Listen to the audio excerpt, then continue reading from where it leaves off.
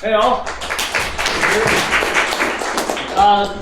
Today is going to be a flash talk about flash loans, and Martinet Lee at Quantstamp recently came back to Taiwan.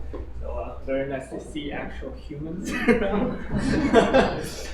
So since it's going to be fast, I'm just going to jump right into it. So flash loan, it provides a large amount of liquidity. It's in a single transaction, kind of the whole gist of it. And as auditors, so we often see, like last year there was so many flash loan attacks, and then how it's being used in these attacks is basically we can classify in two categories. One is to accelerate the attack, like to provide more liquidity to make it more efficient. But the other one is more interesting. It's to actually perform market manipulation, and this is in a general sense. So this is, I would say, it's my opinion. I kind of like abstracted away like some different terms. So we'll see an example later. Well, in the next slide here, a typical scenario here is like an aggregator of some sort takes users a single asset and deposits into an AMM consists of multiple assets, right? And so, as a user, as a DeFi user, we don't really see this as like exchange. I'm like depositing into something, right? How is it market or exchange? But actually, we can actually abstract it so that when we look at this problem, one is essentially buying the LP token, right? The LP token does have some value, and you're buying the LP shares with your single assets. So it is a market. So with that kind of abstraction, now I'm going back to the high-level thing that actually flash loans, a lot of times it's just doing this market manipulation. Either it's for, if someone is using it as Oracle, which unfortunately some projects still do. But I would say in general, it's like market manipulation. And the attacker logic is really simple, in plain words. So, you just become the seller, that's your first step. And then you manipulate the market price of the goods and then force people to buy at this bad price. Then remove the manipulation, then you get the profit, right? So that's basically the logic of how you do, this sort of attack. So here, notice that the third step is very important. You have to be able to force people to buy their stuff, and this is oftentimes we see in those vulnerable protocols. Then there are sometimes these functions that calls the deposit function automatically. Maybe when user is depositing, or when they're trying to decentralize something, then people can actually call maybe harvest or something like that, like to enable the deposit basically. So this step is very important, and the other two part. So let's look at the manipulate market price of the goods. If you look at it like when you deposit into Aave or Compound, it's actually the same thing. It's a market, and you deposit a single asset, you get another asset back. There's an exchange. But that market is okay because, well, supposedly it's okay because the share doesn't change. It's like, always increasing, right? But then, so this is the other property that I think it's pretty important to look for. Like, is it possible for the market to shift sideways, in a single transaction as such? So these are two things I would say, and if he's borrowing money, now we're talking about loans. Basically, you're gonna borrow money, become the seller. It's just wrapping around that attack logic. So flash loan is just enabling this, but the real thing is here. So when we're talking about how do we prevent flash loans, we're actually talking about how do we prevent market manipulation. Like at a higher level, we think this is the most, or like a superset of the problems that we want to solve, and we want to see people to kind of secure their protocols. And so, well, in technical terms now, borrow money is flash loan. You deposit into pool, acquire external LP shares. That's basically becoming the seller. And then you manipulate the market price of the LP share and single asset, sometimes by draining one of the single asset in the pool, or depositing a huge amount of asset into the pool. Depends. And you force the aggregator to obtain LP shares with the single asset. So that's via some of their functions. And then the rest is kind of the same: remove manipulation, withdraw from LP, which is realizing profits, and return money and interest. So that's kind of the attacker logic in very technical terms. And so in our any questions? Yep. So in our kind of we actually seen a lot of protocols like trying to do this, and we kind of unfortunately have to say that we don't see a perfect solution to this problem. And the general problem here is that an aggregator of some sort takes one asset or several assets to convert to output assets, where the input asset is not the output asset, right? So it's the market. This is not solved yet. So I'm going to list down a couple like attempted solutions that was working on this flash loan thing.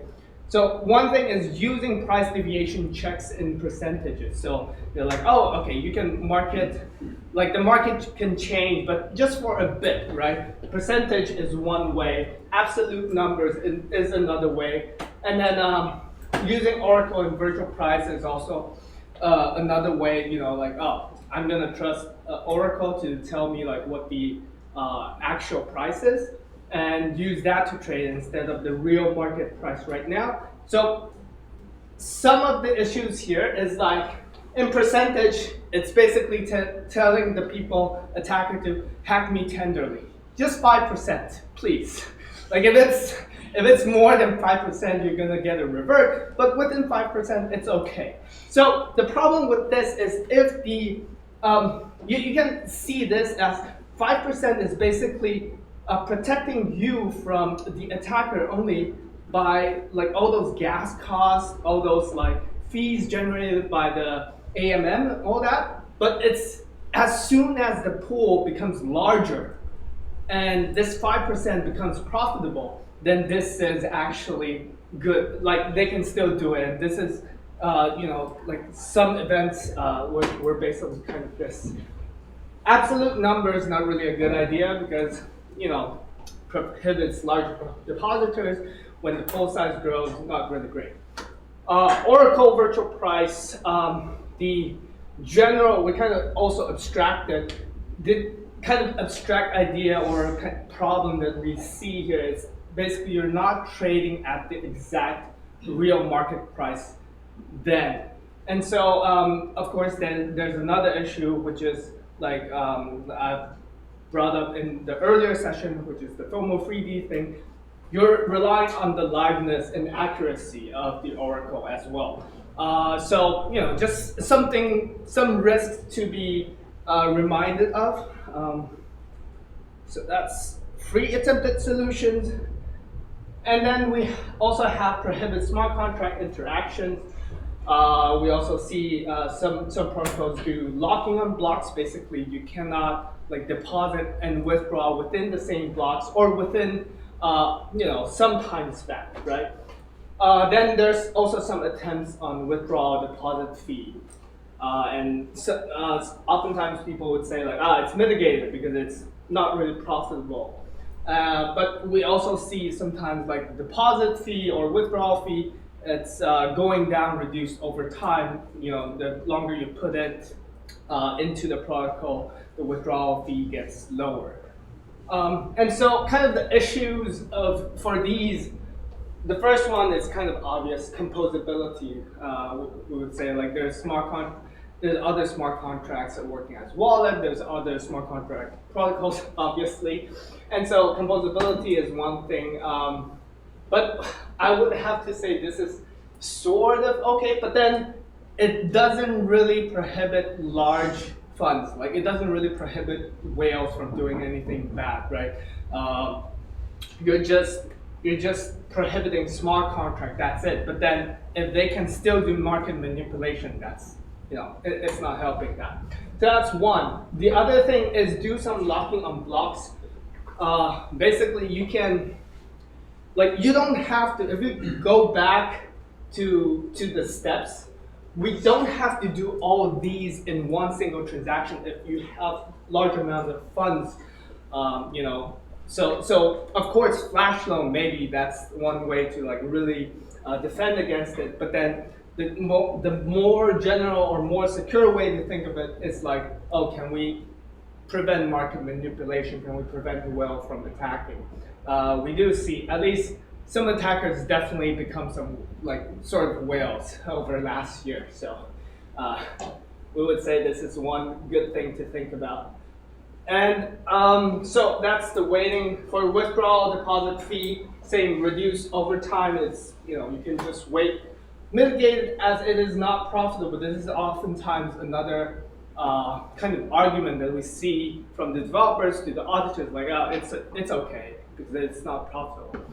I would want to say there's still breathing attack. There's room for that. It could be possible that, you know, although this attack alone doesn't seem profitable, but maybe because some political issues, it actually makes sense for the attacker to maybe burn at a 100K to damage your reputation, right? And so this is something to think about. Obviously, it's better than not having it, but grievance attack is not out of the way, right?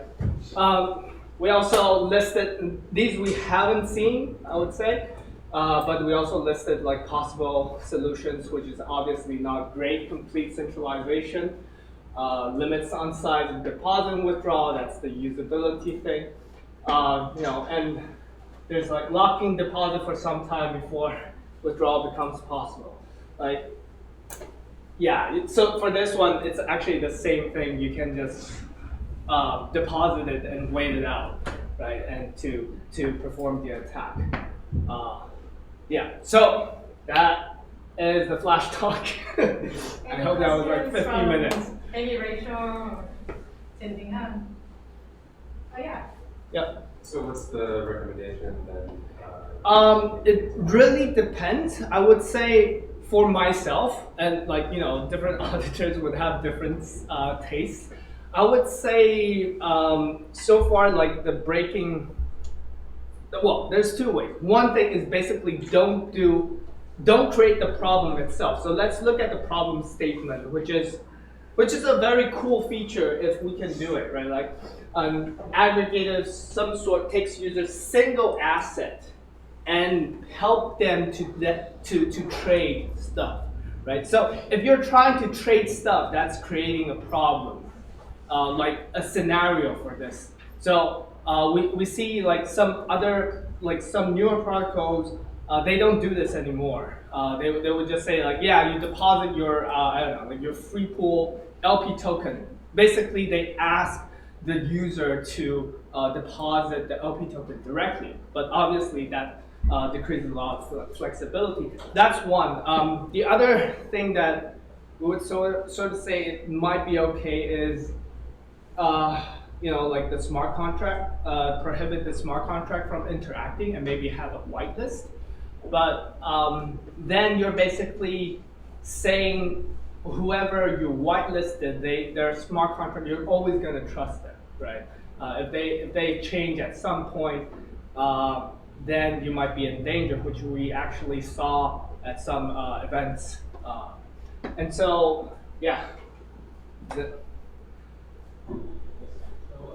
Uniswap P3 claims to be resistant to flash loan. Do you know which one they use? Sorry, which one? Uniswap P3. Uniswap B3? Yeah, they say they're resistant. They are opposed to resistant to flash loans. I must say I'm not yet. I haven't really dug into the Uniswap B3 yet. But then, in fact, Uniswap itself is providing sort of a flash loan mechanism. That's actually something it's sort of unrelated, but related in the sense like it's talking about Uniswap. The other thing, like flash loan, where does it happen? Wherever there's Uniswap or Uniswap clones, V2 clones, there would be flash loans. So just, you know, beware of that. For Oracle, I think they're just providing the infrastructure for it. but They have TWAP. So they Yeah. just do a TWAP, that's it. yeah, and so TWAP is basically, TWAP has a liveness problem, right? Because you have to update it. You have to, if you run, so like the trivial TWAP is basically, averaging out, and you have to call that every time, once in a while, to run a bot to do that. And that's the trivial way. And so you have liveness problem, right? Like if the gas is too high, if the network is congested, well, it can not, it is possible that it doesn't go through. Then, like, even or if the server is down, right? Like your bot server is down. If you're doing via some decentralized, or quote unquote decentralized network, for example, like Keeper, which is actually doing the same thing. They have TWAP, the complete clone from Uniswap TWAP, but when you're calling it, they're just like, they're changing the incentivization for bot to call it. That's it. Any other questions?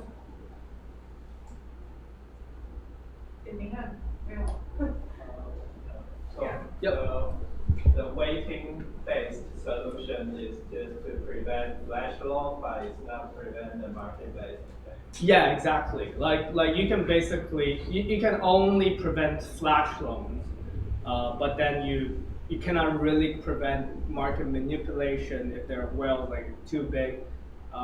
Yeah, and we do see it's sort of as a concern because malicious attacker did become whale last year. Thanks very much, and welcome our next speaker, like the last speaker.